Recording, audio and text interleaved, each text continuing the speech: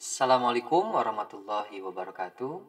Anak-anak yang Bapak banggakan, mudah-mudahan senantiasa ada dalam lindungan Allah Subhanahu wa taala. Baik, sebelum belajar, Bapak minta bantuannya like, komen, dan subscribe channel Bapak karena pembelajaran selanjutnya itu akan terus berkesinambungan via YouTube ya. Baik anak-anak, kita mulai dengan baca basmalah bismillahirrahmanirrahim.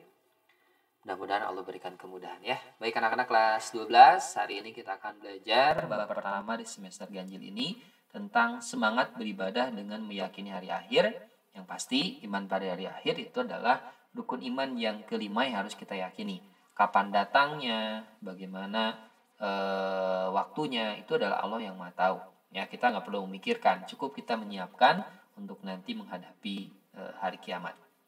Baik, peta konsepnya nanti kita akan memahami makna iman pada hari akhir, periode hari akhir, dan hakikat iman pada hari akhir, hikmah beriman, dan menerapkan perilaku mulia. Baik, kita mengamati gambar dulu.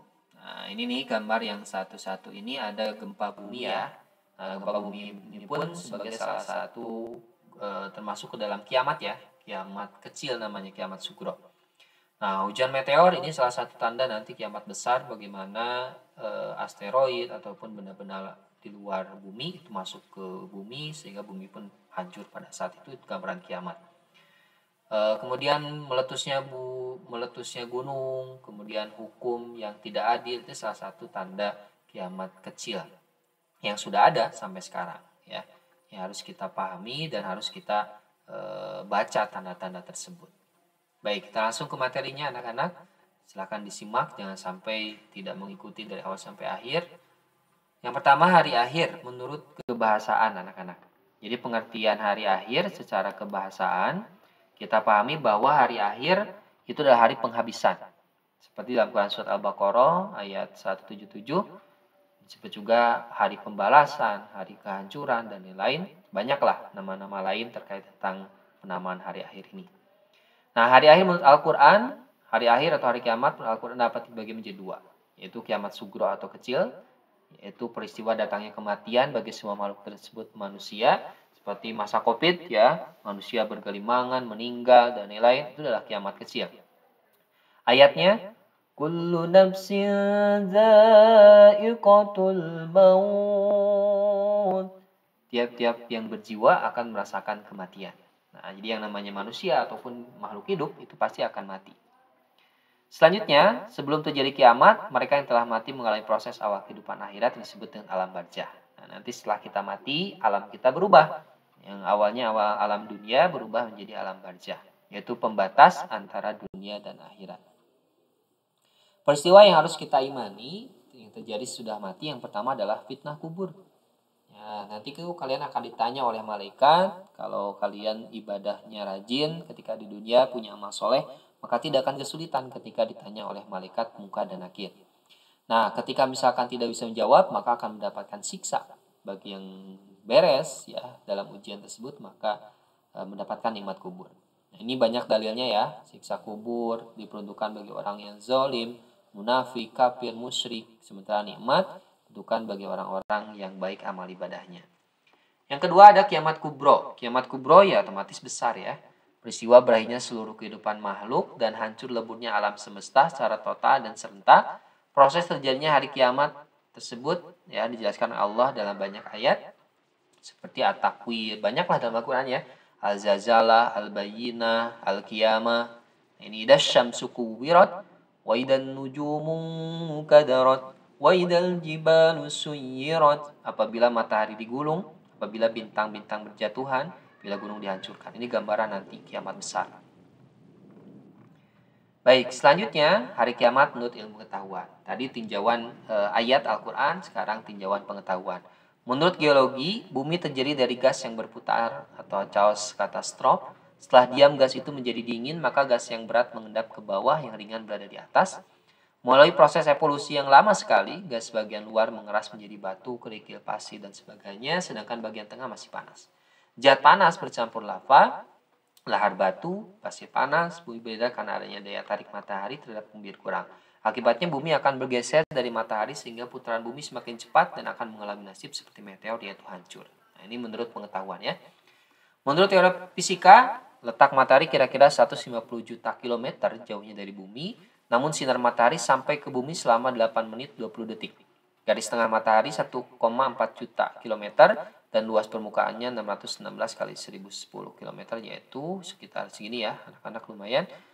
Selanjutnya menurut ahli fisika, energi matahari dipancarkan ke angkasa dan sekitar 5.253,9 kalori per menit, mampu menyala 50 miliar tahun dengan panas 15 juta derajat Celcius. Wah, luar biasa dahsyat panasnya ya. Nah, kalau suatu ketika matahari tidak muncul cahayanya, redup panas tenaga senjatanya habis, maka tidak ada angin dan awan yang berakibat hujan tidak akan turun. Selanjutnya gunung-gunung akan meletus, ombak bergulung, air laut naik sehingga hancurlah bumi. Bukti indrawi ternyata hari akhir, peristiwa pembunuhan dipermasakan oleh Bani Israel, peristiwa Nabi Ibrahim, banyaklah bukti-bukti kebenaran akan datangnya hari kiamat. Nah, ada tahapan-tahapan yang akan kita alami nanti anak-anak. Pertama ada Yaumul Ba'ats. Setelah meninggal, alam barzah nanti akan masuk ke Yaumul Ba'ats, yaitu hari kebangkitan. Nah, proses dibangkitkannya seluruh makhluk dalam kubur. Setelah meninggal nanti semuanya akan dibangkitkan dalam keadaan berbeda-beda. Ya, tergantung keimanan, tergantung amalnya pada saat di dunia. Yang kedua Yaumul Hasyr, yaitu hari berkumpul. Setelah dibangkitkan kemudian berkumpul di padang mahsyar namanya. Nah, nanti di sana semuanya manusia akan berkumpul mempertanggungjawabkan amalnya. Ada yang ketiga buku catatan. Nah, setiap manusia pun di alam mahsyar mempunyai buku catatan yang berbeda-beda. Kitab perjalanan hidup yang sudah dicatat oleh malaikat Raqib dan Atid. Nah, nanti akan diberikan apakah nilainya merah semua atau misalkan baik. Yang keempat Yaumul Hisab, ya hari perhitungan, dan mizab itu adalah mizan, artinya penimbangan. Nah, ditimbang, dihitung amal kita pada saat di dunia, inilah yang akan menentukan selamat tidaknya manusia nanti. Kemudian sirat. Sirat ini adalah jembatan yang terbentang di atas neraka menuju ke surga. Kalau selamat ya surga, kalau tidak ya otomatis neraka. Ya, terbentang jembatan sirat itu di antara dua tepi neraka jahanam. Hadis riwayat Muslim. Yang enam Yaumul Jaza. Suatu hari ketika semua manusia akan menerima balasan terima seorang sesuai dengan amalnya selama ia hidup di dunia. Pada hari itu tiap jiwa diberi balasan dengan apa yang telah diusahakannya. Hari pembalasan. Nah, balasannya dua ya. Balasan baik ya surga yang begitu sangat luar biasa, mau apapun di sana ada. Sementara neraka siksa yang pedih begitu sangat luar biasa. Di nerakalah balasan bagi orang-orang yang durhaka ataupun tidak pernah beriman. Hakikat beriman pada hari akhir, ya ada ibrah pelajaran yang kita ambil, maka kita harus menyiapkan diri nanti sebelum datangnya hari kiamat, ya. Jangan sampai hari kiamat terjadi kita belum sempat menyiapkan amal untuk bekal nanti di sana.